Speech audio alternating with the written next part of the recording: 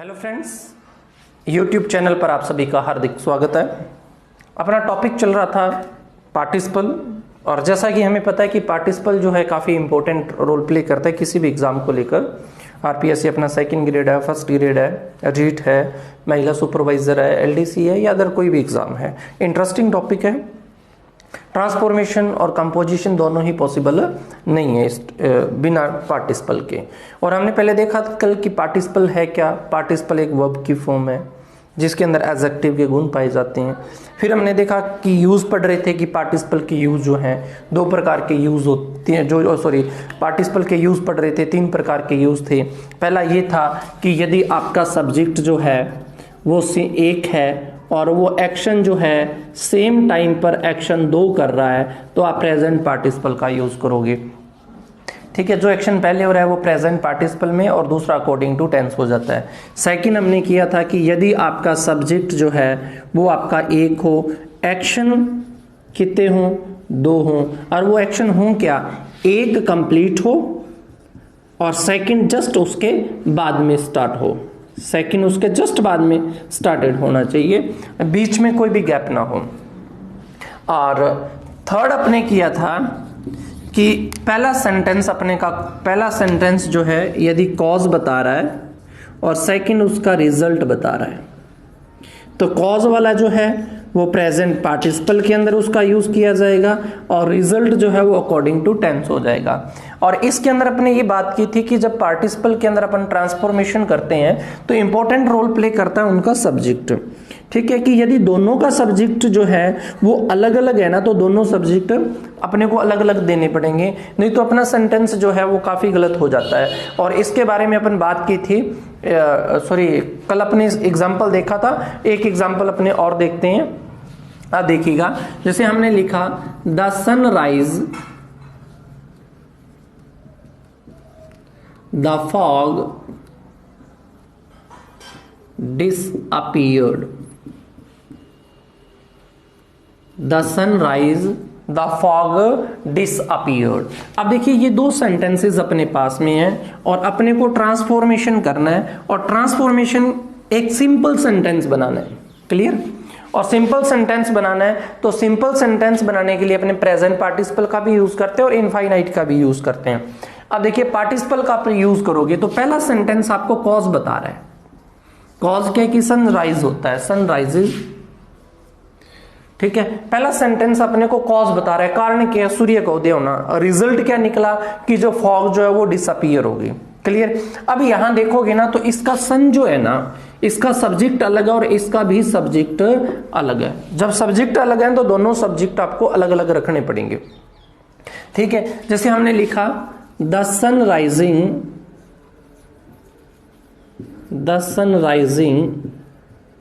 Clear, comma देते हुए आप क्या लिखोगे, the fog disappeared, the fog disappeared. Clear? कि आपको दोनों के सब्जेक्ट आपको देने पड़ेंगे।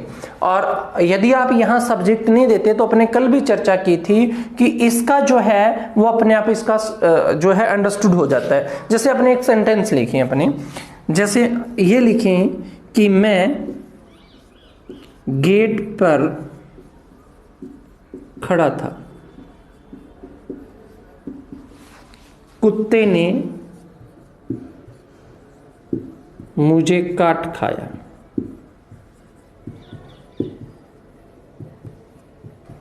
ठीक है, ये आप लिख सकते हो सोहन गेट पे खड़ा था, सोहन गेट पे खड़ा था और सोहन को कुत्ते ने सोहन को काट खाया। क्लियर? दो सेंटेंस गौर ध्यान देना थोड़ा सा कि एक तो है सोहन गेट पे खड़ा है, क्लियर, और सेकंड क्या, कुत्ते ने उसे काट लिया। अब यदि आप यहां ध्यान देंगे ना तो आप देखेंगे कि यहां गेट पे खड़ा होना और इधर कुत्ते ने काटना, ये दोनों एक्शन सेम टाइम पर हो रहे हैं। दोनों एक्शन क्या हो रहे हैं, सेम टाइम पर हो रहे हैं। लेकिन यहां यदि फर्क है ना, वो फर्क ये कि यहां गेट पे कौन खड़ा है, सोहन, और काटने वाला कौन है, कुत्ता, यानी कि सब्जेक्ट आपके दो हो गए। लेकिन प्रेजेंट पार्टिसिपल का यूज अपन कहां करते हैं कि सब्जेक्ट एक होना चाहिए और एक्शन दो हैं, वो सेम टाइम पे हो, या एक्शन तो सेम टाइम पे हो रहे हैं लेकिन दोनों के सब्जेक्ट सेम नहीं है। सपोज दैट आपने यदि इसका ट्रांसलेट प्रेजेंट पार्टिसिपल में कर देते हो तो इसका अर्थ का क्या अनर्थ बनेगा, देखिएगा। तो आपने लिखा standing at the gate, standing at the gate the dog bite me, sorry bite Sohan, bite to Sohan. Clear. अब इसके अंदर यदि आपको एरर का कह दे, जैसे यूपीएससी के एग्जाम के अंदर, आरपीएससी के एग्जाम के अंदर एरर पूछ ले, कहां है? अब देखिए आपने यहां सब्जेक्ट नहीं लगाया, सब्जेक्ट नहीं लगाया, इसका मतलब ये सब्जेक्ट आपका जो डॉग है वो अंडरस्टूड है यहां, कि यहां भी क्या है, फिर वो डॉग है। क्लियर। खड़ा कौन है गेट पे? सोहन। आपने यहां सब्जेक्ट नहीं दे दिया, नहीं दिया तो ये डॉग जो है ये अपने आप इसका अंडरस्टूड सब्जेक्ट हो जाएगा। इसका मतलब अब गेट पे खड़ा तो सोहन है, लेकिन यहां आपने गेट पे खड़ा किसको कर दिया? कुत्ते को कर दिया, कि कुत्ता गेट पे खड़ा था। और जो गेट पे कुत्ता खड़ा था ना, उस गेट पर खड़े हुए कुत्ते को इस कुत्ते ने काट लिया, और वो कुत्ता कौन है? सोहन। तो ये सेंटेंस जो है ये अर्थ का अनर्थ हो गया। क्लियर। अब देखिए ये थोड़ा सा जब आप ट्रांसफॉर्मेशन करो तो ध्यान देना कि एक्शन तो एक साथ हो रहा है लेकिन दोनों के सब्जेक्ट अलग अलग है। अब यहां थोड़ा सा मैं आपको कंपैरिजन करके बता दूं कि आपके पास यदि सब्जेक्ट एक है, सब्जेक्ट आपका एक है और वो एक्शन दो कर रहा है, और एक्शन दोनों जो हैं वो सेम टाइम पे हैं, तो आप प्रेजेंट पार्टिसिपल का यूज करोगे। क्लियर। अच्छा, सेकंड, आपके पास दो अलग अलग सब्जेक्ट हैं, डिफरेंट काइंड्स ऑफ सब्जेक्ट्स, और एक्शन भी कितने हो रहे हैं? दो हो रहे हैं। एक्शन भी कितने हो रहे हैं? दो, और दोनों ही सेम टाइम पर हो रहे हैं। दोनों ही क्या हो रहे हैं? सेम टाइम पर हो रहे हैं। इस सिचुएशन में आपको वाइल का यूज करना पड़ेगा। किसका यूज करना पड़ेगा? वाइल का यूज करना पड़ेगा। तो सेंटेंस क्या बनेगा? आप देखिए, चाहे तो आप वाइल का यूज करें और चाहे आप व्हेन का यूज करें, दोनों में से आप किसी एक का यूज कर सकते हो, वाइल या व्हेन का। While Sohan was standing at the gate, the dog bitten him। आप हिम के स्थान पे या किसका यूज कर सकते हो? सोहन का। क्लियर है कि जब आपके सब्जेक्ट अलग अलग हैं और एक्शन भी सेम टाइम पे हो रहा है, तब दोनों के सब्जेक्ट देते हुए आप वाइल या व्हेन का यूज करोगे। वाइल या when Sohan was standing at the gate, the dog bitten him. और परफेक्ट पार्टिसिपल की जब अपन बात करेंगे तो परफेक्ट पार्टिसिपल का यूज क्या है? परफेक्ट पार्टिसिपल है कि आपका हैविंग प्लस वर्ब की third form, having plus verb की थर्ड फॉर्म। कहां यूज करते हैं? देखिएगा, सब्जेक्ट आपका एक हो, सब्जेक्ट आपका कितना होना चाहिए? एक, और ये एक सब्जेक्ट जो है वो एक्शन करे, और एक्शन कितने करे? दो, टू एक्शन, और दोनों एक्शन के बीच आपके पास गैप होना चाहिए। दोनों एक्शन के बीच में क्या हो? गैप हो, टाइम का गैप हो, तब आप किसका यूज करोगे? परफेक्ट पार्टिसिपल का यूज करोगे। जो एक्शन पहले हो रहा है उसे आप हैविंग प्लस वर्ब की थर्ड फॉर्म से बनाओगे, और जो एक्शन बाद में हो रहा है वो अकॉर्डिंग टू अपना टेंस हो जाएगा। जैसे एग्जांपल देखें कि घर जाकर सोहन ने चाय पी। घर जाकर सोहन ने चाय पी। अब देखिए सोहन घर जा रहा है, ऐसा तो पॉसिबल है नहीं कि जो है कोई गेट पे ही खड़ा है, उसकी चाय का इंतजार कर रहा है और वो गेट के अंदर घुसा और चाय पीते पीते पीते वो अंदर जा रहा है, पॉसिबल नहीं है। घर आएगा, वेट करेगा, पानी पिएगा, बैठेगा, उसके बाद में चाय पिएगा। इट मीन्स दो एक्शन हो रहे हैं, घर आ रहा है, चाय पी रहा है, तो दोनों एक्शनों के बीच में क्या है, गैप है।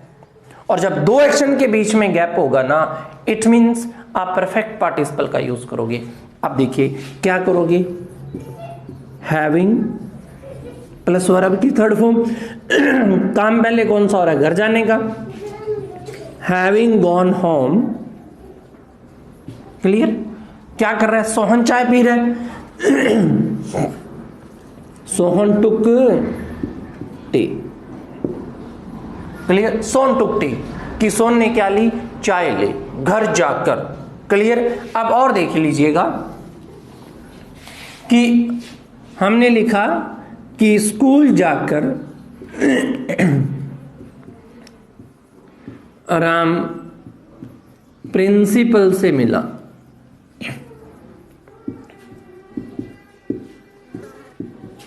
क्लियर, स्कूल जाकर राम जो है वो किससे मिला, प्रिंसिपल से। अब देखिए दोनों टाइम के बीच में गैप है।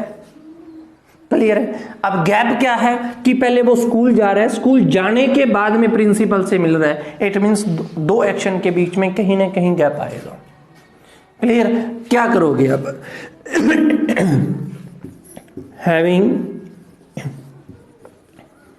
गॉन, या आप रीच कर सकते हो स्कूल, राम मिला मैट प्रिंसिपल।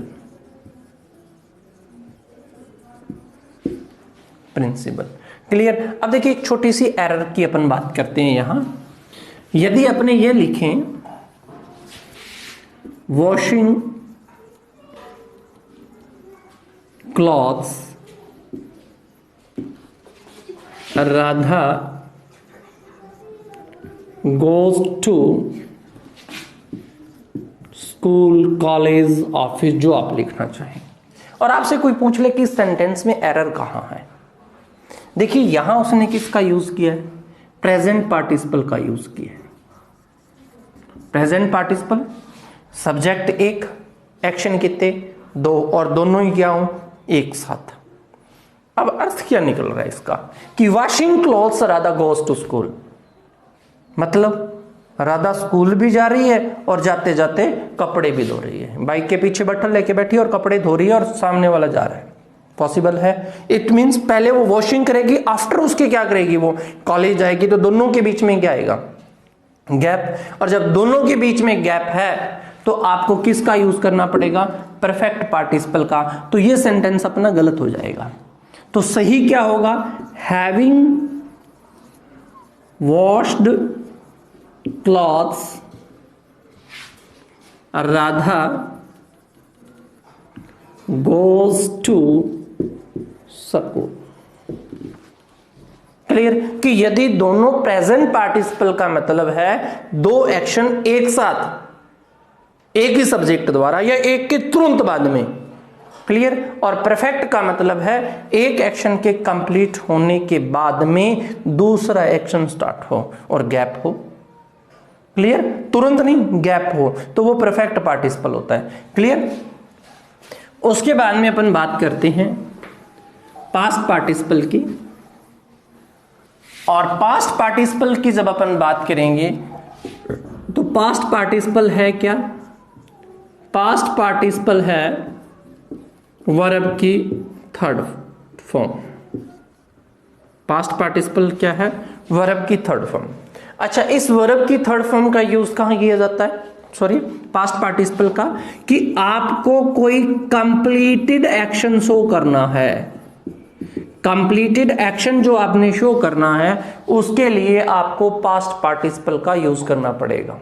क्लियर, जिसकी आप बात कर रहे हो ना वो एक्शन कंप्लीट हुआ होना चाहिए, पास्ट पार्टिसिपल है। जैसे आपने कहा मरा हुआ, जला हुआ, ठीक है, सूखा हुआ,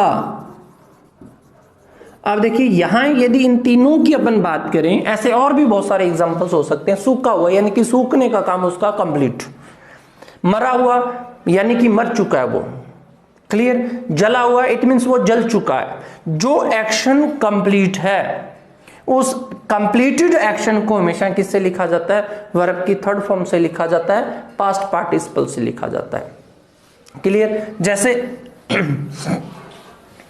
आपने लिखा सभी खिले हुए फूल, सभी खिले हुए फूल सुबह तोड़ लिए जाते हैं।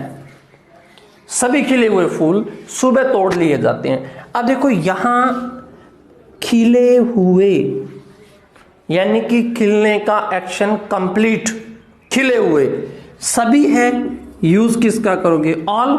खिले हुए हैं क्या करोगे? ब्लूम्ड। ब्लूम्ड कौन है? फ्लावर्स है, क्लियर। ऑल ब्लूम्ड फ्लावर्स, ठीक है। यहां खिलने का एक्शन कंप्लीट कर लिया तो उसे आप वर्ब की थर्ड फॉर्म से लिखोगे, ठीक है। All bloomed flowers are plugged every morning, clear. Present participle का use, sorry perfect past participle का यूज करेंगे। और देखिए राम ने एक मरा हुआ, ठीक है जी, मरा हुआ सांप देखा। अब देखो जो सांप है वो क्या है? मरा हुआ है, एक्शन कंप्लीटेड है, तो उसे आप किससे लिखोगे? परफेक्ट पार्टिसिपल से। तो क्या लिखोगे? राम देखा, पास्ट टेंस है, राम सा ए डेड स्नेक, ठीक है। टूटा हुआ ग्लास देखा, तो इट मींस ब्रोकन ग्लासेस। क्या लिखोगे आप? Broken glasses,